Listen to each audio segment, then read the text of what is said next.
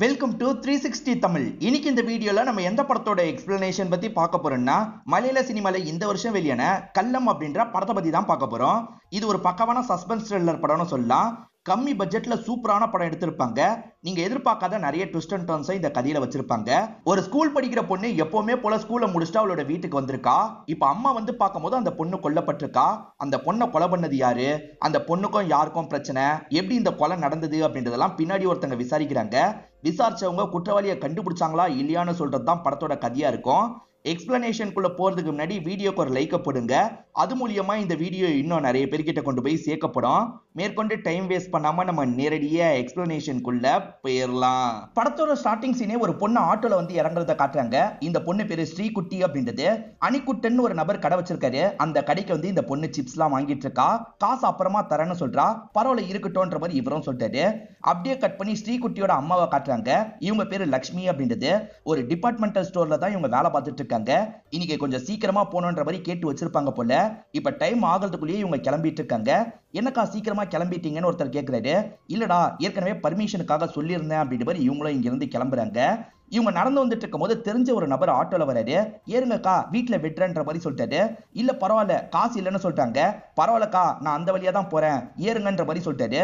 இவங்களுமே travel பண்ணி வந்துட்டு இருக்காங்க. அணிக்குட்டன் கடையிலேயே நிறுத்த சொல்றாங்க. அவரும் நிறுத்திட்டு கிளம்பிடுறாரு. ஆக்சுவலா அணிக்குட்டனும் இவங்களும் சேர்ந்து படிச்சவங்களா இருப்பாங்க. இப்ப அணிக்குட்டன் கிட்ட பேசுறதுக்காக வராங்க. ஏற்கனவே சில பொருள்லாம் சொல்லி வச்சிருப்பாங்க போல. அந்த பொருள் எல்லாத்தையும் ரெடி பண்ணி வச்சிருக்காரு. இவங்களுமே அதெல்லாம் வாங்கிக்கிறாங்க. இவங்க ஹஸ்பண்ட் பேரு சுரேஷ் அப்படின்றது. ஆட்டோ ஓட்டுற வேலை தான் பார்த்துட்டு இருக்காரு. ஆனா ஆட்டோ ஓட்டுறதை விட கட்சி வேலை நிறைய பாக்குறாரு. பெருசா சம்பாத்தியமே இல்லாம இருக்காரு. இதை நினைச்சு இவங்க புலம்பிட்டு இருக்காங்க. சரி விடு எல்லாம் சரியாயிடும் அப்படின்ற மாதிரி அணிக்குட்டன் சொல்லிட்டாரு. இப்பதான் கொஞ்ச நேரத்துக்கு முன்னாடி உன்னோட பொண்ணு சிப்ஸ் வாங்கிட்டு போனான்ற மாதிரி சொல்லிட்டாரு. நீ எதுக்காக பொண்ணுக்கு சிப்ஸ் எல்லாம் தர, இதுக்கப்புறம் தராதன்ற மாதிரி இவங்க சொல்லிட்டு இருக்காங்க. இப்ப அணிக்குட்டன் வேற ஒரு விஷயத்த சொல்லிட்டாரு. இந்த லக்ஷ்மி வீட்டுக்கு பக்கத்துல சல்மான்ற ஒரு முஸ்லீம் பொண்ணு இருப்பாங்க. அவங்களோட குழந்தை தண்ணியில மூழ்கி இருக்க போல. என்னாச்சு ஏதாச்சுன்ற மாதிரி பதட்டமா ஹாஸ்பிட்டலுக்கு கொண்டு போயிருப்பாங்க. யாரையாவது கூட கூட்டு போனால அவ மட்டும் ஏறி கிளம்பிட்டான்ற மாதிரி சொல்லிட்டு இருக்காரு. குழந்தைக்கு என்னாச்சுன்னு கேக்குறாங்க. அதெல்லாம் எனக்கு தெரியலன்ற மாதிரி இவர் சொல்லிட்டு இருக்காரு. நான் தான் இந்த விஷயத்த சொன்னேன் யார்கிட்டயும் சொல்லாதன்னு சொல்லிட்டாரு. சேச்சே அதெல்லாம் சொல்ல மாட்டேன்ற மாதிரி இவங்க சொல்லிட்டாங்க. சரி டைம் ஆயிடுச்சு நான் கிளம்புறேன்ற மாதிரி இவங்களும் இங்க இருந்து கிளம்புறாங்க. இப்ப இவருமே வேலையை பார்க்கறதுக்காக கடைக்கு போயிடுறாரு. இந்த லக்ஷ்மி வீட்டுக்கு பக்கத்துல ஒரு மனநலம் பாதிக்கப்பட்ட நபர் இருப்பாரு. இவரை கவனிச்சு வச்சுக்கோங்க. லக்ஷ்மி இவங்க வீட்டுக்கு போறதுக்கு முன்னாடி பக்கத்து வீட்டுல இருக்க லேடியை பார்க்கறதுக்காக வராங்க. இந்த லேடியோட பேரு தேவி அப்படின்றது. இவங்க பிளவுஸ் தைக்கிறதுக்காக தந்திருப்பாங்க போல. அதை வாங்குறதுக்காக தான் வந்திருக்காங்க. அப்படி பேசும்போது சல்மா ஹாஸ்பிட்டலுக்கு போனாலுமே குழந்தைக்கு என்னாச்சுன்னு தெரியுமான்ற மாதிரிலாம் கேக்குறாங்க. ஆமாங்கா பதட்டமா கிளம்பி போனதா பார்த்தேன் என்னாச்சுன்ற மாதிரி தேவி கேக்குறாங்க. அணிக்குட்டன் சொன்னார் பாத்தீங்களா அந்த விஷயத்த பத்தி எல்லாம் இவங்க சொல்றாங்க. அணிக்குட்டன் தான் இந்த விஷயத்தை என்கிட்ட சொன்னா, சரியா கவனிக்காம தண்ணிக்குள்ள விட்டுருக்கா போல, அதனால தான் ஹாஸ்பிட்டலுக்கு கொண்டு போயிருக்கான்ற மாதிரிலாம் சொல்லிட்டாங்க. பாவோன்ற மாதிரி தேவி சொல்லிட்டாங்க. இவங்களும் கொஞ்ச நேரம் தேவி கிட்ட பேசுறாங்க. சரி தேவி பாப்போன்ற மாதிரி லக்ஷ்மி இவங்களோட வீட்டுக்கு கிளம்ப ஆரம்பிக்கிறாங்க. தேவி வீட்டுக்கு கொஞ்சம் தள்ளி தான் இவங்க வீடு இருக்கு போல. இப்ப இவங்களோட வீட்டுக்கு வந்துடுறாங்க. ஸ்ரீகுட்டி ஸ்ரீகுட்டின்னு கூப்பிட்டுக்கிட்டே தான் வராங்க. கதவு திறந்தே தான் இருக்கு. என்ன கதவு திறந்திருக்குன்னு உள்ள வராங்க. ஸ்ரீகுட்டி பார்த்தா விழுந்த மாதிரி கிடக்குறா. என்னாச்சு ஏதாச்சுன்னு பக்கத்துல வந்து செக் பண்றாங்க. ஸ்ரீகுட்டிக்கு உயிர் இல்லைன்னு உங்களுக்கு தெரிய வருது. என்னாச்சு என்னாச்சுன்ற மாதிரி இவங்க பயங்கரமா ஃபீல் பண்ணி இந்த இடத்துல அழுதுட்டு இருக்காங்க. இங்கதான் கல்லம்னு படத்தோட டைட்டில போடுறாங்க. இப்போ ஒரு ஹஸ்பண்ட் அண்ட் ஒய்ஃபை காட்டுறாங்க. இவங்க ரெண்டு பேருமே ஒரு டிவி சேனல்ல வேலை பார்த்துட்டு இருக்காங்க. அதாவது சில கிரைம் நடந்து முடிஞ்சதுக்கு அப்புறம் அந்த கிரைமை பத்தி விசாரிக்கிறது தான் இவங்களோட வேலையா இருக்கும். இப்போ போக்சோ கேஸை பத்தி தான் விசாரிச்சுட்டு இருக்காங்க. ஒரு ஹஸ்பண்ட் அண்ட் ஒய்ஃப் இருப்பாங்க. ஹஸ்பண்ட் இருக்காருல வெளிநாட்டுல வேலை பார்க்கறவரா இருப்பாரு. ஒய்ஃப் தனிமையிலேயே இருக்காங்கல்ல, அதனால அவங்களோட டீனேஜ் பையன் கிட்ட எல்லை மீறி நடந்திருப்பாங்க. அந்த பையன் எப்ப பாரு டிப்ரெஷன்லயே கஷ்டப்படுற மாதிரி இருந்திருப்பான். அப்பா என்ன ஏதுன்ற மாதிரி விசாரிச்சிருப்பாரு. அப்பதான் அம்மாவே தப்பா நடந்துக்கிட்டாங்கன்ற உண்மையை சொல்லியிருப்பான். அதை பத்தி தான் இவங்க கவர் பண்ணிட்டு இருக்காங்க. இந்த மாதிரி எல்லாம் கூட நடக்குது அப்படின்ற மாதிரி இவங்க நியூஸ்ல சொல்லிட்டு இருக்காங்க. இந்த ஹஸ்பண்டும் ஒய்ஃபும் இந்த மாதிரி கேஸ் எல்லாம் எடுத்து அந்த கேஸ்ல இருக்க உண்மையை வெளிக்கொண்டு வர வேலை தான் பண்ணிட்டு இருக்காங்க. இப்ப இவங்க இருக்காங்கல்ல ஸ்ரீகுட்டி கேஸை எடுக்கலாம்னு முடிவு பண்றாங்க. ஸ்ரீகுட்டி ஒரு ஊர்ல இருந்தாங்கல்ல, அந்த ஊர்ல இவங்களுக்கு தெரிஞ்ச ஒரு நபர் இருப்பாரு. அவரை பார்க்கறதுக்காக தான் ரெண்டு பேருமே வந்திருக்காங்க. அவருமே கரெக்டா இவங்களை பிக்கப் பண்றதுக்காக வந்துடுறாரு. வார்ட் மெம்பர்னு சொல்லுவாங்கல்ல, அந்த மாதிரி ஒரு போஸ்டிங்ல தான் இந்த ஃப்ரெண்ட் இருக்காரு போல. இந்த ஃப்ரெண்ட் இவங்க வரதுக்காக ஒரு வீடை ஏற்பாடு பண்ணிருப்பாரு. இந்த வீடு கம்ஃபர்டபுளா இருக்கும்லான்னு கேக்குறாரு. பரவாயில்ல நல்லா தான் இருக்குன்ற மாதிரி இவங்க ரெண்டு பேருமே அவருக்கு நன்றி சொல்றாங்க. கொஞ்சம் தள்ளி தான் அணிக்குட்டனோட கடை இருக்கு போல. இவங்க ரெண்டு பேருமே அந்த இடத்துக்கு வந்து ஸ்நாக்ஸ்லாம் வாங்கிட்டு இருக்காங்க. யார் இவங்க புதுசா இருக்காங்களே அப்படின்ற மாதிரி அணிக்குட்டனும் ஒரு பார்வை பார்த்துட்டு இருக்காரு. ஆக்சுவலா அந்த ஸ்ரீகுட்டி இறந்து போனதுக்கு அப்புறம் விசாரணை எல்லாம் பண்ணிருப்பாங்கல்ல, அந்த விசாரணை பண்ண ஆபீசரை வர வச்சிடுறாங்க. அவர்கிட்ட பேசி பார்க்கலாம்னு நினைக்கிறாங்க. அந்த கேஸ்ல என்ன நடந்தது சொல்லுங்கன்ற மாதிரிலாம் கேக்குறாங்க. அவருமே அவர் விசாரணை பண்ணதுல என்னெல்லாம் கண்டுபிடிச்சாருன்றத சொல்லிட்டாரு. அந்த கேஸ்ல ஒரு முஸ்லீம் பையன் தான் மாட்டிருப்பான். அந்த பையனோட பேரு நியாஸ் அப்படின்றது. அந்த நியாஸும் ஸ்ரீகுட்டியும் யாருக்கும் தெரியாம பழகி இருக்காங்க. அவங்களுக்குள்ள பிரச்சனை வந்திருக்கு போல. அதனால நியாஸ் தான் இந்த கொலையை பண்ணிருக்கான்ற மாதிரி நாங்க முடிவுக்கு வந்தோன்ற மாதிரிலாம் சொல்லிட்டு இருக்காரு. இப்ப ரிப்போர்ட்லாம் ரெடி பண்ண டாக்டரை பாக்குறதுக்காக வந்துடுறாங்க. ஸ்ரீகுட்டி செக்ஷுவலா ஆக்டிவா இருந்திருக்காங்கன்னு சொல்லிட்டாரு. அதாவது அவங்க சம்மதத்தோட யார் கூடயோ செக்ஸ் வச்சிருக்காங்கன்ற மாதிரி சொல்லிட்டாரு. அது யார் கூடன்னு பார்த்தா நியாஸ் கூடன்றது கன்ஃபார்ம் ஆயிருக்கும். இதனால தான் நியாஸ் குற்றவாளியா இருக்க வாய்ப்பு இருக்குன்னு முடிவு எடுத்திருப்பாங்க. அந்த ஸ்ரீகுட்டி இறந்து போனாங்கல்ல, அந்த டைம் மழை விட்டு விட்டு பேஞ்சிருக்கும். அதனால ஒரு எவிடன்ஸ் கூட இவங்களுக்கு கிடைச்சிருக்காது. அந்த பொண்ணு கழுத்தை நெரிக்கப்பட்டு தான் இறந்து போயிருப்பாங்க. நியாஸும் இந்த பொண்ணும் அடிக்கடி மீட் பண்ணி ஒன்னாலா இருந்துட்டு இருந்திருக்காங்க. அவங்களுக்குள்ள ஏதோ தகராறு மாதிரி ஏற்பட்டிருக்கு போல. ஏன்னா அன்னைக்கு கூட இவங்க 2 பேரும் ஒன்னா இருந்திருக்காங்க. அதுக்கப்புறம் சண்டை ஏற்பட்டு தான் இந்த பையன் சாவடிச்சிருக்க வாய்ப்பு இருக்குன்னு போலீஸ் முடிவுக்கு வந்திருப்பாங்க. ஸ்ரீகுட்டியோட பேரண்ட்ஸ் ஒரு லாயரை வச்சு கேஸை மூவ் பண்ணிட்டு இருக்காங்க. நியாஸோட பேரண்ட்ஸ் வேற ஒரு லாயரை வச்சு கேஸை மூவ் பண்ணிட்டு இருக்காங்க. நியாஸ்க்காக ஒரு லாயர் வேலை பார்க்கறாருல, அவர் இவங்களோட ஃப்ரெண்டா இருப்பாரு. அதனால ஃப்ரெண்டுன்ற அடிப்படையில இவங்க வீட்டுக்கு வர வச்சிருக்காங்க. எப்படி இருக்கீங்கன்ற மாதிரி முதல்ல ஜெனரலாலாம் பேசிட்டு இருக்காரு. அதுக்கப்புறம் தான் நியாஸ் கேஸை பத்தி பேச ஆரம்பிக்கிறாரு. அந்த நியாஸ் ஏதாவது சொன்னாதானே அவனுக்கு பாசிட்டிவா இவர் பேச முடியும். ஆனா வாயை திறந்து பெருசா எதுவுமே பேச மாட்டான். உங்ககிட்டயும் பேச வாய்ப்பு இல்ல. நான் அவன்கிட்ட உங்ககிட்ட பேச முடியுமான்னு கேட்டு பாக்குறேன். அவன் சம்மதம் சொன்னா உங்ககிட்ட பேச வைக்கிறேன்னு சொல்றாரு. இந்த கேஸ் இவ்வளவு பெருசா மாறினதுக்கு என்ன காரணம்ன்றத பத்தி இந்த லாயர் சொல்லிட்டாரு. அந்த பையன் முஸ்லீமா இருப்பான், இந்த பொண்ணு இந்துவா இருப்பாங்க. இந்த பொண்ணோட அப்பாவை பொறுத்த வரைக்கும் அரசியல்ல எப்படியாவது ஜெயிக்கணும்னு ட்ரை பண்ணிட்டு இருக்கவரா இருப்பாரு. அவர் இந்த விஷயத்த ரொம்ப பெருசா மாத்திட்டாரு. என் பொண்ணு ஒரு முஸ்லீம் பையன் இப்படி பண்ணிட்டான், விட மாட்டேன்ற மாதிரிலாம் சொல்லியிருப்பாரு. இதனால தான் இந்த கேஸ் இவ்வளவு பெருசா மாறுச்சுன்னு சொல்றாரு. நியாஸ் இந்த விஷயத்தை பண்ணலன்னு சாலிடா ஏதாவது எவிடன்ஸ் இருக்கான்ற மாதிரி இவங்க கேக்குறாங்க. சாலிடாலாம் எவிடன்ஸ் இல்ல, ஆனா ஒரு விஷயம் என்னால சொல்ல முடியும். அந்த டைம் அவன் அந்த இடத்துல இல்லன்ற மாதிரி சொல்லியிருக்கான். என் ஃப்ரெண்டு வீட்ல தான் நான் இருந்தேன்ற மாதிரி சொல்லியிருக்கான். நான் ஃப்ரெண்டு கிட்ட விசாரிச்சு பார்த்தேன், ஃப்ரெண்டு வீட்ல தான் இருந்ததா அந்த ஃப்ரெண்டும் சொல்றான். நியாஸோட ஃப்ரெண்டு நியாஸ்க்கு சப்போர்ட் பண்றதுக்காக கூட அப்படி சொல்லியிருக்கலாம். இது ஃபேக்கான ஆலிபையா இருக்கலாம்ன்ற மாதிரி இந்த வைஃப் சொல்றாங்க. அப்படி கூட இருக்கலாம். ஏன்னா நியாஸோட போன் அன்னைக்கு முழுக்க சுவிட்ச் ஆஃப்ல தான் இருந்திருக்கு. எதுக்காக சுவிட்ச் ஆஃப்ல வச்சிருக்கணும், அதுதான் எனக்கும் கொஞ்சம் சந்தேகத்தை வர வைக்குதுன்ற மாதிரி சொல்லிட்டாரு. போன் சுவிட்ச் ஆஃப்ல இருந்திருக்கா, அப்ப கண்டிப்பா நியாஸ் தான் பிளான் பண்ணி இந்த விஷயத்தை பண்ணிருக்கான்ற மாதிரி இந்த வைஃப் சொல்றாங்க. இது எல்லாத்தையும் அந்த நியாஸ் பேசினா ஓரளவுக்கு நமக்கு விஷயம் கிடைக்கும். ஆனா இந்த பொண்ணோட பேரு மேற்கொண்டு டேமேஜ் ஆயிடக்கூடாதுன்றதுக்காக அந்த நியாஸ் வாயே திறக்க மாட்டான். விசாரணை கைதியா தான் இருக்கான். நான் எவ்வளவோ பேச ட்ரை பண்ணிட்டேன், பேச மாட்டான் அப்படின்ற மாதிரி சொல்லிட்டாரு. சரின்ற மாதிரி இவரை பேசி இங்க இருந்து அனுப்பி வச்சிடுறாங்க. இப்ப ஹஸ்பண்டும் ஒய்ஃபை இந்த கேஸை பத்தி டிஸ்கஸ் பண்றாங்க. கண்டிப்பா நியாஸ் தான் இதை பண்ணிருக்க வாய்ப்பு இருக்குன்ற மாதிரி ஒய்ஃப் சொல்லிட்டாங்க. நீ நியாஸ் குற்றவாளின்னு ஒரு முடிவுக்கு வராத. நியாஸ் இதை பண்ணலனா யார் பண்ணிருப்பான்ற மாதிரி யோசி. அப்பதான் இந்த கேஸை நம்ம நிறைய ஆங்கிள் கொண்டு போக முடியும்ன்ற மாதிரி சொல்லிட்டாரு. சரின்ற மாதிரி ஒய்ஃபும் ஏத்துக்கிறாங்க. இவங்க ரீசெண்டா தான் கல்யாணம் பண்ணிருக்காங்க போல. இவங்களுக்குள்ள அப்பப்ப வாக்குவாதம் மாதிரிலாம் ஏற்படும். இப்ப கூட லைட்டா இவங்களுக்குள்ள வாக்குவாதம் மாதிரிலாம் ஏற்படுது. இவங்க முதல்ல அம்மா கிட்ட இருந்து ஆரம்பிப்போம்னு யோசிக்கிறாங்க. அதாவது ஸ்ரீகுட்டியோட அம்மா கிட்ட இருந்து ஆரம்பிப்போன்ற மாதிரி வீட்டுக்கு வந்துடுறாங்க. அம்மா இருக்காங்கல்ல, அந்த விஷயத்த பத்தி கேட்டோன்னு அழ ஆரம்பிச்சிடுறாங்க. என் பொண்ணு படிப்புல அவ்வளோ ஸ்ட்ராங்கு, அநியாயத்துக்கு இறந்து போயிட்டா, அந்த நியாஸ் தான் இப்படி பண்ணிட்டான்ற மாதிரி புலம்பிட்டு இருக்காங்க. உங்களுக்கு வேற யார் மேலேயாவது சந்தேகம் இருக்கான்னு கேக்குறாங்க. இல்ல, அந்த நியாஸ் தான் இப்படி பண்ணிருக்கான். என் பொண்ணு கூட பழகுனதே எனக்கு தெரியாம இருந்திருக்கு. நான் தான் தப்பு பண்ணிட்டேன்ற மாதிரிலாம் புலம்பிட்டு இருக்காங்க. இப்பதான் சுரேஷை காட்டுறாங்க, அதாவது லக்ஷ்மியோட ஹஸ்பண்டை காட்டுறாங்க. இவருமே பொண்ணு இறந்து போனதை பத்தி ஃபீலிங்கா பேசிட்டு இருக்காரு. அநியாயத்துக்கு அந்த பையன் சாவடிச்சிட்டான், கண்டிப்பா அவன் வெளியே வந்தா கூட நான் விட மாட்டேன், துண்டு துண்டா அவனை வெட்டுவன்ற மாதிரி ரொம்ப கோபமா பேசுறாரு. அவர் பேசின வீடியோவை இவங்க வீட்டுல போட்டு பாக்குறாங்க. ஒய்ஃப் இருக்காங்கல்ல, பொண்ணு இறந்து போனதை பத்தி கூட இவர் கவலைப்படுற மாதிரி தெரியல. அந்த பையனை ஏதாவது பண்ணிருவன்ற மாதிரி சொல்லிட்டாரு. அரசியலுக்காக பேசுற மாதிரி இருக்குன்னு சொல்றாங்க. எனக்கும் அந்த மாதிரி தான் தோணுதுன்ற மாதிரி ஹஸ்பண்ட் சொல்றாரு. பொண்ணோட கேஸை நடத்திட்டு இருக்காங்கல்ல, அதனால காசு ரொம்ப செலவாகுது போல. இவங்க 2 பேருமே ரொம்ப கஷ்டத்துல தான் இருந்துட்டு இருக்காங்க. எல்லாம் ஒன்னால வந்தது. ஒரு முஸ்லீம் பையன் கூட பொண்ணு பழகி இருக்கா, அதை கூட கவனிக்காம இருந்தியான்ற மாதிரி கேட்கிறாரு. ஒய்ஃபும் பதிலுக்கு கோவப்பட்டு பேசுறாங்க. நான் வீட்டுல இருந்திருந்தா பரவாயில்ல, நீங்க நிறைய கடன் வச்சிருந்தீங்க, அதை அடிக்கிறதுக்காக தான் வேலைக்கு போனேன், அதனால தான் எல்லா பிரச்சனையும் அப்படின்ற மாதிரி பதிலுக்கு இவங்க கோவப்படுறாங்க. 2 பேருக்குள்ளயும் ஆர்குமெண்ட் வருது. ஹஸ்பண்ட் கோவமா எந்திரிச்சு போயிடுறாரு. இவங்களுமே இதை நினைச்சு பயங்கரமா ஃபீல் பண்ணிட்டு இருக்காங்க.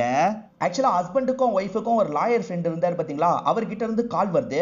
அந்த நியாஸ் உங்க 2 பேரை மீட் பண்ணி பேசுறதுக்கு சம்மதம் தெரிவிச்சிட்டான், நீங்க நாளைக்கு வந்துருங்கன்னு சொல்லிட்டாரு.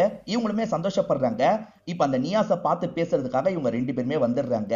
இப்பயும் அந்த பையன் பேசாமே இருக்கான். நீ பேசாம இருக்கிறதுனால எதுவுமே மாற போறது இல்ல, நீயும் அந்த பொண்ணு ஒன்னா இருந்தது எல்லாருக்குமே தெரிஞ்சிருச்சு, அதனால என்ன நடந்ததுன்னு சொல்லு, அது மூலியமா நீ தப்பு பண்ணலன்றதை ப்ரூவ் பண்ணி உன்னை வெளியே எடுக்கிறதுக்கு ட்ரை பண்றோன்ற மாதிரிலாம் சொல்லிட்டாங்க. இந்த பையனும் நடந்த எல்லா விஷயத்தையும் சொல்லிடுறேன்ற மாதிரி சொல்ல ஆரம்பிக்கிறான். அப்படியே கட் பண்ணி பிளாஷ்பேக்கை நமக்கு காட்டுறாங்க.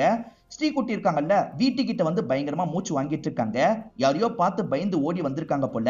அப்பதான் இந்த பையன் இந்த இடத்துக்கு வந்துடுறான். என்னாச்சுன்ற மாதிரி கேட்கிறான். அந்த மனநலம் பாதிக்கப்பட்டவர் துரத்துனரு, பயந்து ஓடி வந்தேன்னு சொல்றாங்க. இந்த நியாசும் மனநலம் பாதிக்கப்பட்டவர் ஒரு 8 பாத்துறாரு. அதுக்கப்புறம் இவங்க வீட்டுக்கு கூட்டு வந்துடுறாரு. அடிக்கடி இந்த பொண்ணோட வீட்டுல மீட் பண்ணி இவங்க 2 பேரும் ஒன்னாலா இருப்பாங்க போல.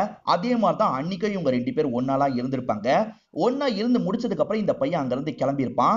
இவன் கிளம்பிட்டு இருக்க வழியிலேயே மழை பெய்ய ஆரம்பிச்சிருக்கும். அதனால ஃப்ரெண்டு வீட்டுல இருக்கலாம்ன்ற மாதிரி பக்கத்துல இருக்க ஃப்ரெண்டு வீட்டுக்கு இந்த பையன் போயிருப்பான். இதுதான் நடந்தது அப்படின்ற மாதிரி சொல்றான். அந்த பொண்ணு கொல்லப்பட்ட டைம் நான் ஃப்ரெண்டு வீட்டுல தான் இருந்தேன்ற மாதிரி இவன் சொல்லிட்டு இருக்கான். சரிப்பா, நீ சொல்றத நம்புறோனே வச்சுக்கோயேன். அன்னைக்கு முழுக்க உன்னோட போன் சுவிட்ச் ஆஃப்ல இருந்தது. அது எதுக்காக சுவிட்ச் ஆஃப்ல இருந்தது, அதுக்கான காரணத்தை சொல்லுன்ற மாதிரி கேக்குறாங்க. அதுக்கான காரணத்தையும் இந்த நியாசு சொல்ல ஆரம்பிக்கிறான். இந்த பையன் வீட்டுல உட்காந்து போன் யூஸ் பண்ணிட்டு இருக்கான். அம்மா இருக்காங்கல்ல, எலக்ட்ரிசிட்டி பில்ல மட்டும் கட்டிருன்ற மாதிரி சொல்லிட்டாங்க. இவன் பெருசா காதுல வாங்காம போனை யூஸ் பண்ணிட்டு இருக்கான். அம்மா திரும்ப திரும்ப சொல்லிட்டாங்க. எத்தனை வாட்டிமா சொல்லுவீங்கன்ற மாதிரி இவன் கோவப்படுறான். அப்பன்னு பார்த்து இவனோட அண்ணன் வந்துடுறாரு. அம்மாவையே எதிர்த்து பேசுறியான்ற மாதிரி தம்பியோட போனை புடிங்கிடுறாரு. கீழே போட்டு உடைச்சிடுறாரு. இந்த போன் இருக்கிறதுனால தானே இவ்வளவு பண்ணிட்டு இருக்க, இதுக்கப்புறம் போனே உனக்கு இருக்க தேவையில்லைன்ற மாதிரி தம்பியை போட்டு திட்டிருப்பாரு. முன்னாடி நாள் போன் உடைஞ்சிருச்சு, அதனால தான் சுவிட்ச் ஆஃப்ல இருந்ததுன்ற மாதிரி இந்த பையன் புரிய வைக்கிறான். சரி, அண்ணனை மீட் பண்ணி பேசலான்ற மாதிரி இவங்க அண்ணன் வீட்டுக்கு வந்து அம்மா கிட்ட பேசிட்டு இருக்காங்க. அப்பதான் அண்ணன் இந்த இடத்துக்கு வராரு. ஏற்கனவே நிறைய பேர் கிட்ட பேசிட்டேன், உங்ககிட்ட பேச விரும்பலன்ற மாதிரி சொல்லிட்டாரு. ஆக்சுவலா இங்க முஸ்லிம்ஸ் கம்மியா இருப்பாங்க, இந்துஸ் தான் நிறைய இருப்பாங்க. தம்பி பண்ண வேலையினால இவர் நிறைய கஷ்டத்தை ஃபேஸ் பண்ணிருப்பாரு. அதாவது இவரோட தொழில இருந்து எல்லாமே முடங்கிரும். ஏற்கனவே ரொம்ப கஷ்டத்துல இருக்கும், மேற்கொண்டு கஷ்டப்படாதீங்க, கிளம்புங்கன்ற மாதிரிலாம் சொல்லிட்டாரு. அந்த சம்பவத்துக்கு முன்னாடி நாள் நீங்க தம்பியோட போனை போட்டு உடைச்சிங்களா, அதை மட்டும் சொல்லுங்கன்னு கேக்குறாங்க. ஆமா, நான் உடைச்சேன்ற மாதிரி இவர் சொல்லிட்டாரு. அப்ப தம்பி சொன்னது உண்மைதான் போலன்ற மாதிரி இவங்க யோசிக்கிறாங்க. இப்ப ஹஸ்பண்டும் ஒய்ஃபும் பேசிக்கிட்டே நடக்க ஆரம்பிக்கிறாங்க. ஹஸ்பண்டை பொறுத்த வரைக்கும் நியாஸ் இதை பண்ணிருக்க வாய்ப்பு இல்லைன்ற மாதிரி யோசிக்கிறாரு. அதுக்கு சில விஷயங்களை சொல்லிட்டாரு. ஒய்ஃபை பொறுத்த வரைக்கும் நியாஸ் தான் இதை பண்ணிருக்க வாய்ப்பு இருக்குன்ற மாதிரி சொல்லிட்டாங்க. இது சார்ந்து இவங்க பேசிக்கிறாங்கல்ல, பயங்கரமா இவங்களுக்குள்ள முட்டிக்குது. நான் எது சொன்னாலும் நீங்க ஏத்துக்க மாட்டீங்கன்ற மாதிரி ஒய்ஃப் கோவப்படுறாங்க. அந்த மாதிரிலாம் கிடையாது, நியாஸ் தான் இதை பண்ணான்னு நீ சாலிடா சில எவிடன்ஸ் சொன்னா நான் ஏத்துக்க போறேன், ஆனா நீ அந்த மாதிரி சொல்ல மாட்ட, அவன் தான் இதை பண்ணிருப்பான்னு சாதாரணமா சொல்ற, மத்தவங்க அப்படி சாதாரணமா சொல்லலாம், நம்ம அப்படி சொல்லக்கூடாதுன்ற மாதிரிலாம் சொல்லிட்டாரு. ஆனா ஒய்ஃப் கோச்சுக்கிறாங்க, எதுவுமே பேசாம கிளம்பி அண்ணன் இருக்கார்ல, தம்பி எப்படியாவது வெளியே எடுக்கணும்ன்ற மாதிரி நிறைய காசு செலவு பண்ணிட்டு இருக்காரு. லாயர் மாதிரியான விஷயங்களுக்கு செலவு பண்ணிட்டு இருக்காரு. இதுல தம்பிக்கு பெருசா விருப்பம் இல்ல. அண்ணன் ரொம்ப கஷ்டப்படுறாரு, அம்மாவும் ரொம்ப கஷ்டப்படுறாங்க, நம்ம செலவு வைக்க கூடாதுன்னு நினைக்கிறாரு. அண்ணன் என்ன வெளியே எடுக்கிறதுக்கு இதுக்கப்புறம் ட்ரை பண்ணாத, அதே மாதிரி என்ன பாக்குறதுக்காக வராதுன்ற மாதிரிலாம் பேசி அனுப்புறாரு. இந்த ஒய்ஃபை பொறுத்த வரைக்கும் ஒரு ஃப்ரெண்ட் இருப்பாங்க. அந்த ஃப்ரெண்டு கிட்ட மனசை விட்டு பேசுறாங்க. என்னோட ஹஸ்பண்டை நான் பிரிஞ்சிடலான் இருக்கேன், ஏன்னா எதுக்கு எடுத்தாலும் எங்களுக்குள்ள ஆர்குமெண்ட் வந்துகிட்டே இருக்குன்னு சொல்லிட்டாங்க. நீ என்ன பேசிட்டு இருக்க, காலேஜ்ல இருந்தே நீங்க 2 பேரும் அவ்வளவு லவ் பண்ணீங்க, பிரியறன்னு சொன்னா எப்படின்ற மாதிரி கேக்குறாங்க. எனக்கு அவனை ரொம்ப பிடிக்கும், ஆனா எப்ப பாரு எங்களுக்குள்ள சண்டை வந்துகிட்டே இருக்கு, மியூச்சுவலா பிரியறது தான் நல்லது, இந்த கேஸ் முடிஞ்சோட நானே சொல்லலாம்னு நினைக்கிறேன்ற மாதிரி சொல்றாங்க. இப்ப நியாஸோட ஃப்ரெண்டு கிட்ட விசாரிக்கிறதுக்காக தான் வந்திருக்காங்க. ஹஸ்பண்ட் கொஞ்சம் கொஞ்சமா ஒய்ஃப் கிட்ட பேச ஆரம்பிக்கிறாரு. எனக்கு சின்ன வயசுல நடந்த ஒரு விஷயத்த சொல்றேன்ற மாதிரி சொல்ல ஆரம்பிக்கிறாரு. இவரோட அப்பா பாக்கெட்ல காசு வச்சிருப்பாரு, அந்த காசு காணாம போயிருக்கும். பையன் மட்டும் தான் அந்த ரூம்ல இருந்து வெளியே வந்திருப்பாரு. நீ தானே எடுத்தன்ற மாதிரி கேட்டிருப்பாரு. இவரும் இல்லன்ற மாதிரிலாம் சொல்லியிருப்பாரு. ஆனா அப்பா நம்பாம இவரை போட்டு பயங்கரமா அடிச்சிருப்பாரு. அம்மாவும் திருட்டு வேலை பண்றியான்ற மாதிரி பார்வையிலேயே கொஞ்சம் அசிங்கப்பட்டிருப்பாங்க. அன்னைக்கு முழுக்க இவர்கிட்ட யாருமே பேசியிருக்க மாட்டாங்க. மறுநாள் அப்பா கடைக்கு போயிருப்பாரு. கடையோட கபோர்ட்ல தான் காசு இருந்திருக்கும். அதாவது அப்பா காசு எடுக்கவே இல்ல, எடுத்ததா அவரா நினைச்சிருப்பாரு. அத பையன் எடுத்துட்டான்ற மாதிரி பையனை சந்தேகப்பட்டு அடிச்சிருப்பாரு. இந்த உண்மை தெரிஞ்சோன்னா அப்பாக்கு என்ன பேசுறதுன்னு தெரியாம தலை குனிஞ்சிருப்பாரு. அம்மாவும் எதுவும் பேச முடியாம கஷ்டப்பட்டிருப்பாங்க. அப்பதான் நான் ஒரு விஷயத்த கத்துக்கிட்டேன், இவன் தான் இதை பண்ணிருப்பான்னு நம்ம எடுத்தோம் கவுத்தோம் முடிவு எடுக்க கூடாது. அவன் பண்ணனா வேற யார் பண்ணிருப்பான்ற மாதிரி எல்லா பாசிபிலிட்டியும் நம்ம யோசிச்சு பார்க்கணும். அது எதுவுமே மேட்ச் ஆகல, இவன் தான் பண்ணிருக்கான்னு தெரிஞ்சாதான் அந்த முடிவை எடுக்கணும்ன்ற மாதிரிலாம் சொல்லிட்டு இருக்காரு. இப்ப ஒய்ஃபுக்குமே லைட்டா கஷ்டமாயிருது. பக்கத்துல வந்து ஹஸ்பண்டுக்கு சமாதானம்லாம் சொல்லிட்டு இருக்காங்க. இவங்க 2 பேர் பேசிட்டு இருக்கும் போது அந்த பையன் ட்ரைனிங்லாம் முடிச்சுட்டு வெளியே வரான். அவங்க கிட்ட பேசுறதுக்காக தானே வெயிட் பண்ணாங்க. இப்ப பக்கத்துல வந்து அந்த பையன் கிட்ட பேச ஆரம்பிக்கிறாங்க. அதாவது நியாஸ் ஒரு பையனோட வீட்டுக்கு போனதா சொன்னா பாத்தீங்களா, அந்த பையன் கிட்ட பேசுறதுக்காக தான் வந்திருக்காங்க. அந்த பையன் பேச விரும்பலன்ற மாதிரி சொல்றான். தயவு செஞ்சு எங்களுக்கு இந்த ஒரு கேள்விக்கு மட்டும் பதில் சொல்லு, அன்னைக்கு நியாஸ் உன்னோட வீட்டுக்கு வந்தானா இல்லையா, இந்த டைம் தான் வந்தானா, இந்த டைம் அங்கதான் இருந்தானா அப்படின்ற மாதிரிலாம் கேட்டுட்டு இருக்காங்க. இந்த பையனுமே உண்மையை சொல்ல ஆரம்பிக்கிறான். நியாஸ் உண்மையிலே வீட்டுக்கு வந்திருப்பான், இந்த டைம் வரைக்கும் இருந்தான்ற மாதிரிலாம் இந்த ஃப்ரெண்ட் சொல்லிட்டு இருக்கான். இதை சொல்றதுக்கு எதுக்கு தயங்கினன்ற மாதிரி இவங்க கேக்குறாங்க. அதுக்கு காரணம் போலீஸ் தான் அப்படின்ற மாதிரி இவன் சொல்றான். போலீஸ் கிட்ட இவன் இதே உண்மையை சொல்லியிருப்பான். ஆனா போலீஸ் நியாஸ் தான் குற்றவாளின்ற மாதிரி ஒரு மைண்ட் செட்டுக்கு வந்துட்டாங்கல்ல, நீ மாத்தி சொல்ற, கரெக்டா யோசிச்சு சொல்லுன்ற மாதிரி திரும்ப திரும்ப கேட்டுக்கிட்டே இருப்பாங்க. இதனால அப்பா இருக்கார்ல, இதுக்கப்புறம் இது சார்ந்து யாரு எது கேட்டாலும் சரி, எனக்கு டைம்லாம் ஞாபகம் இல்லைன்ற மாதிரி சொல்லிரு, இதை இதோட முடிச்சிருன்ற மாதிரி சொல்லியிருப்பாரு. அதனால தான் அப்பத்துல இருந்து இப்படி சொல்ல ஆரம்பிச்சிட்டேன் அப்படின்ற மாதிரிலாம் இந்த பையன் சொல்றான். நியாஸ் வீட்டுக்கு வரதுக்கு கொஞ்ச நேரம் முன்னாடி தான் இந்த பையன் இவனோட வீட்டுக்கு வந்திருப்பான். அந்த டைம் எதையாவது கவனிச்சியான்ற மாதிரி இவங்க கேக்குறாங்க. இவனுமே கவனிச்ச விஷயத்த சொல்றான். இவன் பைக்ல வந்துட்டு இருக்கும் போது மைதிலின்னு ஒருத்தங்க கிராஸ் பண்ணி போறாங்க. மேற்கொண்டு இவன் பைக்ல வந்துட்டு இருக்கும் போது ஒரு நபர் வராரு. அது யாருன்னு பாத்தீங்கன்னா அணிக்குட்டன் அப்படின்றவரு. அணிக்குட்டன் நடந்து போயிருப்பாரு. இததான் கவனிச்சேன் அப்படின்ற மாதிரி இந்த பையன் சொல்றான். மைதிலின்னு ஒருத்தங்க நடந்து போனதா அந்த பையன் சொன்னான் பாத்தீங்களா, இப்ப அவங்க வீட்டுக்கு தான் வந்திருக்காங்க. அந்த லேடியோட ஹஸ்பண்ட் பேரு வருண் அப்படின்றது. ஒரு ஸ்கூல்ல டீச்சரா வேலை பார்க்கறாரு. இந்த வீட்டுக்கு வந்ததுக்கு ஒரு காரணம் இருக்கு. ஒரு வருஷத்துக்கு முன்னாடி வரைக்கும் ஸ்ரீகுட்டிக்கு இவர் தான் டியூஷன் எடுத்திருப்பாரு. அது சார்ந்துதான் கேள்வி கேட்டுட்டு இருக்காங்க. வருண்மே நடந்த விஷயத்த சொல்றாரு. இவர் அதிகம் யாரையும் அடிக்க மாட்டாரு, அடிக்கிற மாதிரி பாவலா மட்டும் பண்ணுவாரு. அந்த மாதிரி ஒரு பையனை அடிக்கிறதுக்கு ட்ரை பண்ணிருப்பாரு. அவன் கொஞ்சம் விலகினதுனால அந்த ஸ்கேல் இருக்கு பாத்தீங்களா, இந்த ஸ்ரீகுட்டியோட கண்ணுல பட்டிருக்கும். இதனால பேரண்ட்ஸ் பயங்கரமா டென்ஷன் ஆயிருப்பாங்க. இவரோட டியூஷன்ல வந்து சத்தம்லாம் போட்டிருப்பாங்க. ஸ்ரீகுட்டியோட அம்மா லக்ஷ்மி சத்தம் போட்டதுல நிறைய பசங்க இந்த டியூஷனை விட்டு நின்றுப்பாங்க. ஸ்ரீகுட்டியும் அப்பதான் நின்றுப்பாங்க. இத பத்திலாம் இவர் சொல்லிட்டு இருக்காரு. இப்ப இவங்க இருக்காங்கல்ல, ஸ்ரீகுட்டி இறந்து போனா அந்த டைம் நீங்க எங்க இருந்தீங்கன்ற மாதிரி கேக்குறாங்க. இத கேக்குற ஹஸ்பண்ட் பயங்கரமா டென்ஷன் ஆயிருந்தாரு. இவங்க எங்க சுத்தி எங்க வராங்கன்னு தெரியுதா, நம்ம மேல இவங்க சந்தேகப்படுறாங்கன்ற மாதிரி ஒய்ஃபி கிட்ட சொல்லிட்டாரு. சார் அந்த மாதிரிலாம் இல்ல சார், ஜெனரலா தான் கேட்டேன்ற மாதிரி இந்த இடத்துல ஹஸ்பண்டா சமாளிக்கிறாரு. அதாவது நியாஸ் பண்ணலனா வேற யாருக்கு மோட்டிவ் இருக்குன்ற ஆங்கிள் தான் இவங்க விசாரிச்சுட்டு இருக்காங்க. இவங்களுக்கு வருண் மேலயும் மைதிலி மேலயும் டவுட் இருக்கு. அந்த டைம் அவங்க எங்க இருந்தாங்கன்றத தெரிஞ்சுக்கணும் அப்படின்ற மாதிரிலாம் யோசிக்கிறாங்க. இதை தாண்டி அந்த வழியா அணிக்குட்டன் வந்திருக்காரு. கடையில இருக்க வேண்டியவர் எதுக்காக அந்த வழியா நடந்து போனாரு, அதை பத்தியும் தெரிஞ்சுக்கணும் அப்படின்ற மாதிரிலாம் இந்த லாயர் ஃப்ரெண்ட் கிட்ட பேசிட்டு இருக்காங்க. இப்ப அணிக்குட்டன் கிட்ட தங்கமணின்னு ஒருத்தங்க பொருள் வாங்குறதுக்காக வந்திருக்காங்க. தங்கமணி தங்கமணின்ற மாதிரி பாட்டு பாடிக்கிட்டே அவங்களுக்கு பொருள்லாம் தந்துட்டு இருக்காரு. அப்பதான் இவங்க ரெண்டு பேர் பார்த்து பேசுறதுக்காக வந்திருக்காங்க. வாங்க உட்காந்து பேசலான்ற மாதிரி பக்கத்துல இருக்க பஸ் ஸ்டாப்லயே உங்களை கூட்டு வந்துடுறாரு. நான் லக்ஷ்மிக்கு ஃப்ரெண்டு தான்ற மாதிரி இவர் பேச ஆரம்பிக்கிறாரு. கொஞ்ச நாளைக்கு முன்னாடி நடந்த ஒரு விஷயத்த சொல்றாரு. சுரேஷ் எப்பவுமே போல ஆட்டோ ஸ்டாண்ட்ல வேலைலாம் பார்த்துட்டு இருக்காரு. இவர் ஃப்ரெண்ட்ஸ் கிட்ட பேசிட்டு இருக்கும் போது நியாஸ் அண்ணா இருக்காரு பாத்தீங்களா, ஒரு கடையில சிகரெட் வாங்குறதுக்காக வந்திருக்காரு. இதை கவனிச்ச இவருமே வேகமா அவர் அடிக்கிறதுக்காக போயிருந்தாரு. எப்படா இன்னமும் இந்த ஊர்ல நடமாடிட்டு இருக்கீங்க, உங்களெல்லாம் விடவே கூடாதுரா அப்படின்ற மாதிரி பயங்கரமா சண்டை போடுறதுக்காக போறாரு. எல்லாருமே சேர்ந்த மாதிரி தடுத்துட்டு இருக்காங்க. அதெல்லாம் இவர் தள்ளி இருந்து கவனிச்சிட்டு இருந்திருப்பாரு. இந்த டைம் நியாஸ் அண்ணனுக்கு ஒருத்தர் தான் சப்போர்ட் பண்ணிருப்பாரு. அவர் பேரு சாபு அப்படின்றது. அவருக்கு சுத்தமா சுரேஷ பிடிக்காது. அதனால தான் நியாஸ் அண்ணனுக்கு சப்போர்ட் பண்ணிருப்பாரு. இந்த சாபுவை கவனிச்சு வச்சுக்கோங்க, கதையில பின்னாடி வருவாரு. நீங்க மேக்ஸிமம் கடையில் தான் இருப்பீங்களான்ற மாதிரி கேக்குறாங்க. இவரும் ஆமான்ற மாதிரி சொல்லிட்டாரு. நீங்க இந்த நாள் இந்த டைம் நடந்து போயிருக்கீங்க, ஸ்ரீகுட்டியோட வீட்டு ரோட்டு வழியா தான் நடந்து போயிருக்கீங்க அப்படிதானன்ற மாதிரி கேக்குறாங்க. சந்தேகப்பட்டு தான் கேக்குறாங்கன்னு இவர் தெரிஞ்சு கோவப்பட்டு இருக்காரு. ஆமா அந்த வழியா நடந்து போனேன், இப்ப அதுக்கு என்னன்னு கேக்குறாரு. எதுக்காக போனீங்கன்னு சொல்ல முடியுமான்ற மாதிரி கேக்குறாங்க. நான் ஒரு பேக்கரியில போய் லட்டு சாப்பிட்டேன், அதுக்கப்புறம் நடந்து வந்தேன், போதுமான்ற மாதிரி கேட்டுட்டு கோவமா இந்த இடத்தை விட்டு கிளம்புறாரு. இவர் சொல்றது உண்மையான்றதை கிராஸ் செக் பண்ணும் அப்படின்ற மாதிரிலாம் இவங்க யோசிச்சுக்கிட்டே நடந்துட்டு இருக்காங்க. அப்ப மனநலம் பாதிக்கப்பட்ட நபர் இருக்காருல்ல, இந்த ஒய்ஃபை பிடிக்கிற மாதிரிலாம் வந்துட்டு இருக்காரு. ஹஸ்பண்ட் தான் ப்ரொடெக்ட் பண்றாரு. மேற்கொண்டு இவங்க ரெண்டு பேர் நடந்து வந்துட்டு இருக்காங்க. தேவியோட வீட்டுக்கிட்ட நடந்து வந்துட்டு இருக்காங்க போல. இப்ப தேவியை பார்த்தவங்க இவங்க கிட்ட பேசலான்ற மாதிரி பக்கத்துல வந்து பேச ஆரம்பிக்கிறாங்க. மனநலம் பாதிக்கப்பட்ட மாதிரி ஒரு நபர் இருக்காரு, கொஞ்சம் ஆபத்தான ஒரு பொலியன்ற மாதிரி சொல்லிட்டாங்க. சேச்சே அவன் அப்பாவிங்க அப்படின்ற மாதிரி இவங்க சொல்லிட்டாங்க. ஸ்ரீகுட்டி தான் எப்பவுமே அவனை பார்த்து பயந்து ஓடுவா, எங்களுக்கெல்லாம் பழகிருச்சு அப்படின்ற மாதிரி இவங்க சொல்லிட்டு இருக்காங்க. இந்த லேடி அன்னைக்கு எதையாவது கவனிச்சிருக்க வாய்ப்பு இருக்கான்ற மாதிரி இவங்க யோசிக்கிறாங்க. அது சார்ந்து நிறைய விசாரணை பண்றாங்க. இந்த லேடி இருக்காங்கல்ல, அன்னைக்கு ஆட்டோ சவுண்ட் கேட்டது என்ன ஏதுன்னு பார்த்தேன், சல்மான்ற ஒரு பொண்ணு குழந்தைய தூக்கிட்டு கிளம்புனா, இந்த விஷயத்தை தான் கவனிச்சேன்னு சொல்றாங்க. வேற ஏதாவது கவனிச்சிங்களா யோசிச்சு சொல்லுங்கன்ற மாதிரி கேக்குறாங்க. இந்த லேடி படுத்துட்டு இருக்கும் போது நடந்த ஒரு விஷயத்த சொல்லிட்டாங்க. ஆக்சுவலா இவங்க ஹஸ்பண்ட் தான் சாபுவா இருப்பாரு. அவர் RX 100 தான் வச்சிருக்காரு. அந்த பைக்கோட சத்தம் கேட்டுச்சு, ஹஸ்பண்ட் தான் வந்துட்டாருன்னு நினைச்சேன், ஆனா ஹஸ்பண்ட் வரல. அப்ப வேற யாரோ தான் RX 100ல போயிருக்காங்க போலன்ற மாதிரி இவங்க சொல்றாங்க. இவங்க சாபுவை பத்தி விசாரிக்கும் போது ஒரு விஷயம் தெரிய வருது. சாபுக்கும் சுரேஷ்க்கும் சுத்தமா ஆகாதுன்றது தெரிய வருது. சாபு எதுக்காக வீட்டுக்கு வராம அந்த ஸ்ரீகுட்டியோட வீட்டுக்கு போயிருக்க கூடாது, கொலை பண்ணிட்டு அங்க இருந்து கிளம்பி இருக்க கூடாது அப்படின்ற மாதிரிலாம் யோசிக்கிறாங்க. ஒய்ஃப் பைக் சவுண்ட் கேட்டதா சொன்னாங்கல்ல, அதை வச்சுதான் இவங்க இந்த மாதிரி யோசிக்கிறாங்க. சரி சாபுவை போய் பார்க்கலாம்னு முடிவு பண்றாங்க. சாபு ஒரு மெக்கானிக் ஷெட் தான் வச்சிருக்காரு. இப்ப அந்த இடத்துல வச்சு சாபு கிட்ட இவங்க பேச ஆரம்பிக்கிறாங்க. உங்களுக்கும் சுரேஷ்க்கும் பிரச்சனைன்னு சொல்றாங்களே, என்ன பிரச்சனை அப்படின்ற மாதிரி கேக்குறாங்க. சாபுவும் நடந்த விஷயத்த சொல்ல ஆரம்பிக்கிறது. ஆக்சுவலா ரெண்டு பேருமே ஒரே கட்சியில தான் மெம்பர்ஸா இருக்காங்க. கட்சியில சுரேஷ்க்கு கொஞ்சம் அதிக முக்கியத்துவம் தராங்க. அவன் கட்சிக்கு பெருசா நேரமே செலவு பண்றது இல்ல, அவனுக்கு முக்கியத்துவம் தரீங்க, எனக்கு தர மாட்டீங்க அப்படின்ற மாதிரிலாம் இவர் பிரச்சனை பண்ணிட்டாரு. இப்படிதான் இவங்களுக்குள்ள சண்டை லைட்டா ஏற்பட்டிருக்கும். போக போக அது பெரிய பிரச்சனையா மாறி இருக்கும். நீங்க அந்த டைம் வீட்டுக்கிட்ட வந்தீங்களான்றதை கேட்க கூடாதுன்னு நினைக்கிறாங்க. நீங்க இந்த டைம் எங்க இருந்தீங்கன்னு சொல்ல முடியுமான்ற மாதிரி கேட்கறாங்க. இவருமே விஷயத்த சொல்லிட்டாரு. ஆக்சுவலா ஒருத்தங்களோட கார் ஒரு இடத்துல ரிப்பேர் ஆயிருக்கு. பைக்ல ஒரு நபர் வந்து இவரை பிக்கப் பண்ணி அந்த இடத்துக்கு கூட்டு போயிருப்பாரு. ரிப்பேர் பண்ற வேலை பார்த்துட்டு நைட்டு தான் வந்தன்ற மாதிரிலாம் இவர் சொல்லிட்டாரு. அப்ப நீங்க ஈவினிங் டைம் உங்க வீட்டுக்கிட்ட போலியான்ற மாதிரி கேக்குறாங்க. நான் போலன்ற மாதிரி இவர் சொல்லிட்டாரு. இவங்க மேற்கொண்டு சந்தேகப்படுற மாதிரிலாம் கேள்வி கேட்கறாங்க. சாபு டென்ஷன் ஆயிடுறாரு.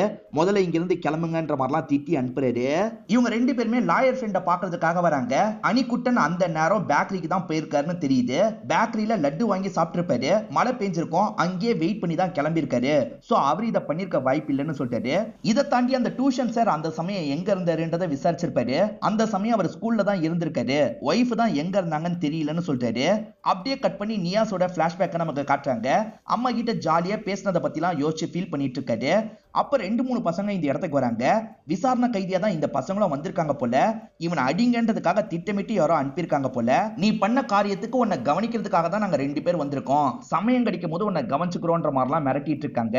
இப்ப ஆளுங்க வரதுனால சைலண்டா இவங்க 2 பேர் கிளம்பி போயிடுறாங்க. அதே சமயம் அண்ணனை பார்த்து பேசுறதுக்காக முஸ்லீம் அமைப்பை சேர்ந்தவங்களா வந்துடுறாங்க. கவலைப்படாதப்பா, உன் தம்பிக்கு நாங்க சப்போர்ட்டிவா இருக்கோன்ற மாதிரிலாம் சொல்லிட்டாங்க. ஆனா நியாஸ் அண்ணன் இதெல்லாம் வேணான்ற மாதிரி சொல்லிட்டாரு. நம்ம இந்த மாதிரி குரூப்பை ஃபார்ம் பண்றதுனால தான் அவங்களும் குரூப்பை ஃபார்ம் பண்றாங்க. இதெல்லாம் தேவையே கிடையாது. இது எங்க வீட்டு பிரச்சனை.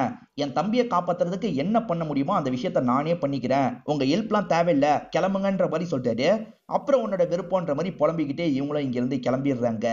ஸ்ரீகுட்டி கொல்லப்பட்ட டைம் வருண் ஸ்கூல்ல தான் இருந்திருக்காருன்னு உங்களுக்கு தெரிஞ்சிருது. மைதிலி எங்க இருந்தாங்கன்னு தெரியல. சாமர்த்தியமா பேசி உண்மையை வாங்கிடலாம்னு நினைக்கிறாங்க. ஏன்னா இவங்க வெகுலியா தான் இருப்பாங்க. இப்ப சாமர்த்தியமா அந்த டைம் நீங்க எங்க இருந்தீங்கன்னு கேக்குறாங்க. சீட்டுக்காக தான் போயிருந்தேன்ற மாதிரி சொல்லிட்டாங்க. வேற யாராவது உங்க கூட வந்தாங்களான்ற மாதிரி இவங்க கேக்குறாங்க. தங்கமணி அக்கா கூட வந்தாங்க, ஆனா அவங்களுக்கு கொஞ்சம் முன்னாடியே நான் கிளம்பிட்டேன் அப்படின்ற மாதிரிலாம் இவங்க சொல்றாங்க. சோ இவங்க எந்த டைம் கிளம்புனாங்கன்றத தங்கமணி கிட்ட கேட்கறது மூலியமா தெரிஞ்சுக்கலான்ற மாதிரி இவங்க யோசிக்கிறாங்க. தங்கமணியை பாக்குறதுக்காக வந்துடுறாங்க. அதாவது அனிகுட்டன் கடையில வாங்கினாங்கல்ல, அந்த லேடியை பாக்குறதுக்காக தான் வந்திருக்காங்க. மைதிலி எப்ப கிளம்புனாங்கன்ற மாதிரி கேக்குறாங்க. எனக்கு கொஞ்சம் முன்னாடியே சீட்ல இருந்து கிளம்பிட்டா, நான் தான் மலையில மாட்டிக்கிட்டேன்னு சொல்லிட்டாங்க. சோ மைதிலி எப்பயோ கிளம்பி இருக்காங்க. அந்த விஷயத்தை தான் நியாஸோட ஃப்ரெண்டு பார்த்திருப்பான். இப்ப இவங்க சொல்றதை நமக்கு காட்டுறாங்க. இவங்க நடந்து வந்துட்டு இருக்கும் போது மழை பெய்ய ஆரம்பிச்சிருது. என்ன பண்றதுன்னு தெரியாம ஒதுங்கிறதுக்காக ஸ்ரீகுட்டியோட வீட்டுக்கு பக்கத்துல தான் இவங்க ஒதுங்கி இருப்பாங்க. ஸ்ரீகுட்டியோட வீட்டு வாசல்ல ஒரு கொடை இருக்கும். ஸ்ரீகுட்டியோட கொடை போல அப்புறமா தந்துக்கலான்னு இவங்க எடுத்துட்டு கிளம்பி இருப்பாங்க. இவங்க ரோட்ல நடந்து போயிட்டு இருக்கும் போது இவங்களுக்கு பின்னாடி புர்கா போட்ட மாதிரி யாரோ போயிருப்பாங்க. இதை தான் நான் கவனிச்சேன்ற மாதிரி சொல்லிட்டாங்க. அப்ப அந்த நேரத்துல புர்கா போட்டு யாரோ போயிருக்காங்க. அது யாரா இருக்கும்ன்ற மாதிரிலாம் யோசிக்கிறாங்க. ஸ்ரீகுட்டி வீட்டுக்கு பக்கத்துல சல்மான் ஒரு பொண்ணு இருந்திருப்பாங்க. அந்த பொண்ணோட மாமியார் பேரு ஃபாத்திமா அப்படின்றது. அந்த ஃபாத்திமா எப்பவுமே புர்கா போட்டுக்கிட்டே தான் இருப்பாங்க. புர்கா இல்லாம இருக்கவே மாட்டாங்க. இப்ப அந்த லேடி கிட்ட பேசுறதுக்காக வந்துடுறாங்க. இந்த டைம் எங்க இருந்தீங்கன்ற மாதிரி கேக்குறாங்க. ஆனா அந்த லேடி அந்த ஸ்பாட்ல இல்லன்ற மாதிரி தான் சொல்லிட்டாங்க. அதே மாதிரி மருமகளை கரைச்சு கொட்டிட்டு இருக்காங்க. அநியாயத்துக்கு குழந்தைய சாவடிச்சிட்டான்ற மாதிரி சொல்லிட்டாங்க. அதாவது சல்மா ஆட்டோல ஒரு குழந்தைய தூக்கிட்டு போனாங்கல்ல, அந்த குழந்தை இறந்தே போயிருச்சு போல. அப்பத்துல இருந்து இவங்க வீட்டுல சேர்க்காம இருக்காங்க. இந்த ஃபாத்திமா சொல்றது உண்மையா பொய்யான்னு தெரிஞ்சுக்கணும்னு நினைக்கிறாங்க. அந்த டைம் ஃபாத்திமா ஒரு துணி கடையில இருந்ததா சொல்லியிருப்பாங்க. இப்ப ஃப்ரெண்ட் இருக்கார்ல, அந்த துணி கடையில சிசிடிவியை செக் பண்றதுக்காக வராரு. அப்படி செக் பண்ணி பார்க்கும்போது அவங்க சொன்ன மாதிரியே துணி எடுக்கிறதுக்காக தான் வந்திருக்காங்கன்னு தெரியுது. சோ ஃபாத்திமா புர்காவை போட்டு போல வேற யாரோ தான் இதை பண்ணிருக்காங்க. யாரா இருக்கும்? சரி, அந்த மருமக கிட்ட குழந்தைக்கு எப்படி அப்படி ஆச்சுன்றதை தெரிஞ்சுக்கலாம்னு நினைக்கிறாங்க. இப்ப மருமக கிட்ட பேட்டி எடுக்கிறதுக்காக வராங்க. கேமரால இதெல்லாம் கேப்சர் பண்ணாதீங்கன்னு சொல்லிட்டாங்க. சரி சரி, நாங்க கேப்சர் பண்ணலன்ற மாதிரி இவங்க தெரியாம கேப்சர் பண்றாங்க. ஆக்சுவலா இந்த சல்மா இருக்காங்கல்ல, இவங்க குழந்தைய தாங்குன்னு தாங்குவாங்க. அன்னைக்கு குழந்தைய படுக்க வச்சுட்டு இவங்க வேலை பார்க்கறதுக்காக வெளியே வந்திருப்பாங்க. துணி துவைக்கிற மாதிரி வேலை இருக்கும்ல, அந்த வேலையெல்லாம் பண்ணிட்டு இருந்திருப்பாங்க. அப்பதான் குழந்தை அழுவுற மாதிரி சவுண்டு கேட்டிருக்கும். வேகமா உள்ள வந்து பார்த்திருப்பாங்க. குழந்தை தண்ணியில மூழ்கின மாதிரி இருந்திருக்கும். விளையாடுறன்னு தண்ணிக்குள்ள மூழ்கிட்டான் போல. பேச்சு மூச்சு இல்லாம இருந்தான். என்ன பண்றதுன்னு தெரியாம சட்டுன்னு ஒரு ஆட்டோவை பிடிச்சி கிளம்பி போயிட்டேன்ற மாதிரிலாம் இவங்க சொல்லிட்டு இருக்காங்க. ஆனா கஷ்டப்பட்டும் குழந்தைய காப்பாற்ற முடியாம போயிருக்கும். குழந்தைய காப்பாத்தலன்றதுக்காக மாமியாரும் சரி ஹஸ்பண்டும் சரி இவங்க மேலதான் பழி போட்டிருப்பாங்க. இவங்கள ரொம்ப மோசமா பேசியிருப்பாங்க. ஒரு அம்மாவோ குழந்தைய அந்த அளவுக்கு பாத்துக்கிட்டேன், ஆனா எல்லாருமே என்ன மோசமா பேசினாங்கன்ற மாதிரி ஃபீல் பண்ணி அழுதுட்டு இருக்காங்க. இவங்க கடைசி வரைக்கும் குற்றவாளியை கண்டுபிடிக்க முடியல. இவங்க என்ன ரெடி பண்ணிருக்காங்களோ அதை ஷோவா போட்டுலான்ற மாதிரி முடிவு எடுக்கிறாங்க. அந்த ஃபுட்டேஜ் எல்லாத்தையும் கம்பைன் பண்ணி இவங்க ஷோவா போடுற மாதிரி போடுறாங்க. இவங்க நிறைய பேர்கிட்ட பேசினாங்க பாத்தீங்களா, அந்த எல்லா ஃபுட்டேஜும் வந்துட்டு இருக்கு. ஆக்சுவலா சல்மாவை இவங்க ஃபுட்டேஜ் எடுக்கலன்ற மாதிரி தான் சல்மா நினைச்சிருப்பாங்க. ஆனா அவங்க பேசின எல்லாத்தையும் இவங்க டிவி ஷோல போடுறாங்க. இத பாக்குற இந்த மாமியாரான ஃபாத்திமாக்கு கஷ்டமா இருக்கு. தேவையில்லாம நம்ம மருமகளை ரொம்ப மோசமா பேசிட்டோம்லாம் ஃபீல் பண்றாங்க. அதே மாதிரி இந்த ஷோவை தேவி பாக்குறாங்க. தேவியோட ஹஸ்பண்டான சாபு பாக்குறாரு. ஊர் மக்கள் எல்லாருமே இந்த ஷோவை பார்த்துட்டு இருக்காங்க. நியாஸ் தான் குற்றவாளியா என்னன்னு தெரியலன்ற மாதிரி தான் இந்த ஷோவை இவங்க முடிக்கிறாங்க. ஆக்சுவலா ஃபாத்திமா இந்த ஷோவை பார்த்தாங்கல்ல, உடனே மருமகளுக்கு கால் பண்றாங்க. நான் தப்பு பண்ணிட்டேமா, நீ கிளம்பி வீட்டுக்கு வான்ற மாதிரிலாம் பேசிட்டு இருக்காங்க. ஒரு 2-3 நாள் ஓடி இருக்கும். ஒய்ஃப் படுத்துட்டு இருக்கும் போது ஹஸ்பண்ட் வந்து எழுப்புறாரு. ஒரு கெட்ட செய்தி, நம்ம போயிட்டு வந்துடலான்ற மாதிரி சொல்றாரு. ஆக்சுவலா தேவின்னு ஒருத்தங்க கிட்ட விசாரணை பண்ணாங்கல்ல, அந்த தேவி இறந்து போயிருப்பாங்க. தேவியோட ஹஸ்பண்ட் சாபுவை பார்க்கறதுக்காக ஊர் மக்கள்லாம் ஒவ்வொருத்தரா வராங்க. ஆறுதல்லாம் சொல்லிட்டு இருக்காங்க. இவங்களுமே பேருக்கு இந்த இடத்துக்கு வந்து ஆறுதல்லாம் சொல்லிட்டு போறாங்க. இப்போ ஒரு 2 நாள் கழிச்சு இவங்க வீட்டுக்கு ஒரு போஸ்ட் வந்திருக்கு. என்ன ஏதுன்ற மாதிரி ஒய்ஃப் எடுத்து பாக்குறாங்க. தேவி கிட்ட இருந்து தான் அந்த போஸ்ட் வந்திருக்குன்னு இவங்களுக்கு தெரிய வருது. இவங்களுமே ஓபன் பண்ணி படிக்கலாம் ஆரம்பிக்கிறாங்க. படிச்சவங்க பயங்கரமா ஷாக் ஆயிடுறாங்க. இவங்க ஷாக்கிங்கா முகத்தை வச்சிருக்கிறத ஹஸ்பண்ட் கவனிக்கிறாரு. என்னாச்சுன்னு கேக்குறாரு. நீங்களே படிங்கன்ற மாதிரி தராங்க. இவர் படிக்கும் போது தான் என்ன நடந்தது அப்படின்றத நமக்கு காட்டுறாங்க. ஒரு பெரிய ட்விஸ்டை ரிவீல் பண்றாங்க. சாபு இருக்கார்ல, எப்ப பாரு தேவியை போட்டு திட்டிக்கிட்டே இருப்பார் போல. நீ ஒண்ணுத்துக்கும் லாய்க் இல்ல, சமைக்க கூட தெரியாதான்ற மாதிரி திட்டுறாரு. ஆக்சுவலா இவங்க 2 பேருக்கு 10 வருஷமா குழந்தை இல்ல, அதை சொல்லியும் பயங்கரமா திட்டிட்டு இருக்காரு. தேவியும் இதை நினைச்சு பயங்கரமா ஃபீல் பண்ணிட்டு இருக்காங்க. ஃபாத்திமா இருக்காங்கல்ல, என் மருமக பிரெக்னண்டா இருக்கா, கூடிய சீக்கிரத்துல எனக்கு பேரனோ பேத்தியோ கிடைக்க போறாங்க அப்படின்ற மாதிரிலாம் சந்தோஷமா சொல்றாங்க. இப்பதான் கல்யாணம் ஆச்சு, அதுக்குள்ள அவளுக்கு குழந்தை பிறக்க போகுது, நமக்கு தான் குழந்தை பிறக்கலன்னு ஃபீல் பண்றாங்க. இப்போ ஒரு ஸ்டேஜ்ல அந்த பொண்ணுக்கு குழந்தையும் பிறந்துருது. எல்லாருமே ஃபங்க்ஷனுக்கு வருவாங்கல்ல, இவங்களும் ஃபங்க்ஷனுக்கு வந்திருக்காங்க. எல்லாருமே இவங்கள பத்தி தான் குசு குசுன்னு பேசிட்டு இருக்காங்க. சாபுவோட அம்மா இருக்காங்கல்ல, ஒரு மாட்டை சந்தையில வித்திருப்பாங்க. ஏன் வித்தன்ற மாதிரி ஃபாத்திமா கேக்குறாங்க. அது கறவை மாடா இல்ல, அதனால தான் வித்தன்னு சொல்றாங்க. மாடா இருக்கவே வித்துட்ட அப்படிதானன்ற மாதிரி ஃபாத்திமா கேக்குறாங்க. அதாவது மாடா இருக்கவே நீ மாத்திட்ட, உன் மருமகளை மாத்த முடியாதுல்ல அப்படின்ற மாதிரி தான் குத்தி காட்டுற மாதிரி பேசுறாங்க. இது எல்லாத்தையும் கவனிச்சிட்டு இருக்க தேவிக்கு பயங்கரமா கோவம் வருது. இந்த கோவம் எல்லாமே சல்மா மேலயும் சல்மாவோட குழந்தை மேலயும் மாறுது. ஹஸ்பண்ட் இவங்களை போட்டு அடிப்பாருன்னு சொன்ன பாத்தீங்களா, அந்த மாதிரி தான் இவங்களை போட்டு பயங்கரமா அடிக்கிறது. இவங்க செம்ம டென்ஷன்ல இருக்கும் போது சல்மா கூப்பிடுறாங்க. என்ன விஷயம்னு கேக்குறாங்க. அக்கா தக்காளி மட்டும் கிடைக்குமான்ற மாதிரி கேக்குறாங்க. இவங்களும் சரின்ற மாதிரி தக்காளியை நீட்டுறாங்க. அக்கா கையில குழந்தை வச்சிருக்கேன்ல, நீங்களே பக்கத்துல வந்து தாங்கன்ற மாதிரி சல்மா சொல்றாங்க. அவங்க சாதாரணமா தான் சொல்றாங்க. இவங்க ஏற்கனவே ஹஸ்பண்ட் கிட்ட அடி வாங்கினதுனால கோவத்துல இருக்காங்க. இவங்க சொல்ற எல்லாமே கடுப்பை ஏத்துது. இன்னைக்கு கண்டிப்பா ஏதாவது பண்ணணும்ன்ற மாதிரி இவங்க முடிவு பண்ணிடுறாங்க. இந்த டைம் தான் ஸ்ரீகுட்டி இருக்காங்கல்ல, சிப்ஸ் எல்லாம் வாங்கிட்டு இருக்காங்க. இப்போ இந்த சல்மா இருக்காங்கல்ல, குழந்தைய தூங்க வச்சுட்டு வேலை பார்க்கறதுக்காக வெளியே போறாங்க. இது எல்லாத்தையும் தேவி ஜன்னல் வழியா கவனிக்கிறாங்க. அவங்க வெளியே போனோன்னே இவங்க உள்ள வந்து குழந்தைய சாவடிக்கிற வேலையெல்லாம் பண்ணிட்டு இருக்காங்க. ஸ்ரீகுட்டி எப்பவுமே மனநலம் பாதிக்கப்பட்டவரை பார்த்து பயந்து ஓடுவா பாத்தீங்களா, அந்த மாதிரி பயந்து ஓடிட்டு இருக்கா. இவ மனநலம் பாதிக்கப்பட்டவரை பார்த்து பயந்து ஓடினாலா, இல்ல நம்ம பண்ணதை பார்த்து பயந்து ஓடினாலா, விட்டு வைக்க கூடாதுன்ற மாதிரிலாம் இவங்க யோசிக்கிறாங்க. ஸ்ரீகுட்டியோட பாய் ஃப்ரெண்டா அதுக்கப்புறம் தான் வந்திருப்பாரு. 2 பேருமே வீட்டுக்குள்ள போய் ஒன்னாலா இருந்திருப்பாங்க. ஒன்னா இருந்து முடிச்சதுக்கு அப்புறம் அந்த பாய் ஃப்ரெண்டா அங்க இருந்து கிளம்பி இருப்பாரு. இப்பதான் சீட்டு முடிச்சுட்டு தங்கமணி நடந்து வந்துட்டு இருந்திருப்பாங்க. அப்பன்னு பார்த்து மழை பெஞ்சிருக்கும். ஸ்ரீகுட்டியோட வீட்டுக்கிட்ட வந்திருப்பாங்க. அங்க இருக்க கொடையை எடுத்துட்டு போலாம்னு நினைச்சிருப்பாங்க. இது எல்லாத்தையுமே ஸ்ரீகுட்டி கவனிச்சிருப்பாங்க. லைட்டா ஸ்மைல் எல்லாம் பண்ணிட்டு இருக்காங்க. இப்பதான் பின் கதவை யாரோ தட்டிட்டு இருக்காங்க. யாரா இருக்கும்ன்ற மாதிரி இவங்க கதவை திறந்து பாக்குறாங்க. அங்க யாருமே இல்லன்னு தெரிய வருது. இவங்க கதவை அப்படியே திறந்து போட்டுட்டு வீட்டுக்குள்ள வந்துடுறாங்க. அப்பதான் தேவி புர்கா போட்ட மாதிரி இந்த இடத்துக்கு வராங்க. சல்மா கிட்ட புர்கா இருக்கும்ல, அதுதான் போட்டிருக்காங்க போல. இப்ப பின்னாடி இருந்து வந்தவங்க கழுத்தை நெரிச்சு இவங்களை கொடூரமா சாவடிக்கிறாங்க. இவ பாத்திருக்க வாய்ப்பு இருக்குன்னு நினைச்சுதான் சாவடிச்சிருப்பாங்க. ஆனா இவ பாத்திருக்க மாட்டா. இப்ப எதுக்காக தேவி எழுதியிருக்காங்கன்றதையும் மென்ஷன் பண்ணிருக்காங்க. ஆக்சுவலா இவங்க பண்ண வேலையால சல்மாவை குடும்பம் எல்லாம் ஒதுக்கி வச்சிட்டாங்கல்ல, ரொம்ப கஷ்டப்பட்டுனாங்கல்ல, அதெல்லாம் டிவி ஷோ மூலியமா பார்த்து வருத்தப்பட்டிருப்பாங்க. மனசு கேட்காம தான் சூசைட் பண்ணி இறந்து போயிருப்பாங்க. சோ இவங்க இதை ஒரு ஷோவா பண்ணலான்னு முடிவு பண்றாங்க. உண்மையா இதுதான் நடந்திருக்கு, நியாஸ் தப்பு பண்ணலன்ற மாதிரி இந்த விஷயத்தெல்லாம் எவிடன்ஸா காமிச்சிட்டு இருக்காங்க. அப்ப அவங்க தான் இதை பண்ணிருக்காங்களா அப்படின்ற மாதிரி எல்லாருமே கவனிச்சிட்டு இருக்காங்க. நம்ம தான் ரொம்ப அடிஸ்டோன்ற மாதிரி சாபுவும் ஃபீல் பண்ணிட்டு இருக்காரு. இவங்க வெளிக்கொண்டு வந்தது மூலியமா நியாஸை ரிலீஸ் பண்ணிடுறாங்க. இப்ப நியாஸும் வீட்டுக்கு வந்து அம்மாவை பார்த்து பயங்கரமா ஃபீல் பண்றாரு. இந்த ஹஸ்பண்டுக்கும் ஒய்ஃபுக்கும் கருத்து வேறுபாடு இருந்தது. ஒய்ஃப் பிரியலாம் நினைச்சாங்கல்ல, ஆனா மனசை மாத்திக்கிறாங்க. இவங்க 2 பேருமே சேர்ந்து தான் இருக்காங்கன்ற மாதிரி காமிச்சு நமக்கு படத்தை முடிச்சிடுறாங்க. இந்த படத்துல வந்த ட்விஸ்ட் அண்ட் டர்ன்ஸ்லாம் கண்டிப்பா உங்களுக்கு பிடிச்சிருக்கும்னு நம்புறேன். இந்த வீடியோ உங்களுக்கு பிடிச்சிருந்ததுன்னா லைக் பண்ணுங்க, கமெண்ட் பண்ணுங்க, மறக்காம 360 தமிழ் சேனலை சப்ஸ்கிரைப் பண்ணுங்க. தொடர்ச்சியா இந்த மாதிரி வீடியோக்கள் வந்துகிட்டே தான் இருக்கும்.